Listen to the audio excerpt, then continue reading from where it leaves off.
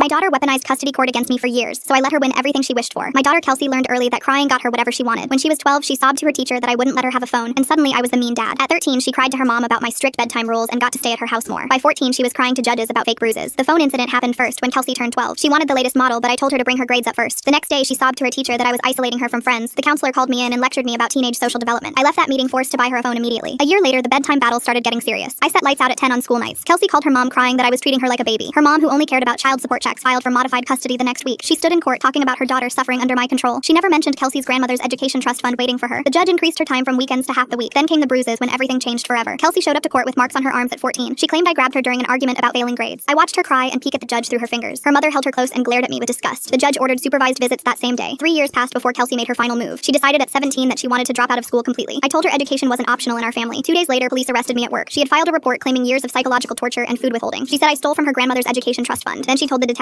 he gets weird when he drinks. He comes into my room at night and sits on my bed. I haven't touched alcohol since my brother died from liver failure. I sat in that jail cell and realized she would never stop escalating. The system believed her tears every single time. Something cold settled in my chest. I stopped feeling hurt and started thinking clearly. If she wanted freedom from me, she would get it. The charges were dropped for lack of evidence after 3 days. I hired a new lawyer with specific instructions immediately. I would give Kelsey exactly what she testified she wanted. I spent weeks studying their financial situation first. Her mother lived paycheck to paycheck even with my support. The boyfriend had gambling debts that everyone could see. The trust fund required active school enrollment for any access. I understood what would happen when my money disappeared. I felt no guilt about what was coming next. I want my daughter to feel safe. If that means staying away from her, then I'll respect her wishes. I said this in court while signing away all parental rights. The restraining order she requested went through immediately. Control of her trust fund transferred to her mother by law. I walked out of that courtroom knowing exactly what would happen next. The trap was set and Kelsey had built it herself. Month 1 passed with Kelsey celebrating her victory over me. She dropped out of school the day after court and partied every night. Her Instagram showed constant celebrations while her mom counted remaining support checks. The boyfriend started asking daily about accessing that trust fund money. Month 2 brought the first consequences when reality hit hard. The final child support payment cleared and nothing came after it. Her mom told her to get a job since the money had stopped. The boyfriend convinced her to sign papers for emergency access to help with bills. He used her ID to override the emergency limit and took $5,000. He lost every penny in one night playing poker. Their electricity got shut off for non-payment that same week. Kelsey frantically called the trust administrator about the rest. She discovered it required active school enrollment to touch. Month 3 saw everything collapse around her. The boyfriend disappeared after draining what little remained accessible. Her mother started drinking heavily and screamed, "You stupid little brat, you cost us everything." The eviction notice arrived the next morning. Kelsey tried calling me, but her own restraining order blocked all contact. She went back to court begging to undo everything she had done. The judge reminded her she got exactly what she requested under oath. She tried claiming her mom was abusive, but nobody believed her anymore. My parents refused to help after watching her destroy me with lies. She posted online about missing her dad while I was legally banned from responding. 2 years later, I live in a new state with my wife and baby. Kelsey works doubles supporting her alcoholic mother. The restraining order she demanded still prohibits contact. She got exactly what she swore she needed. Now she lives knowing her tears destroyed her own future.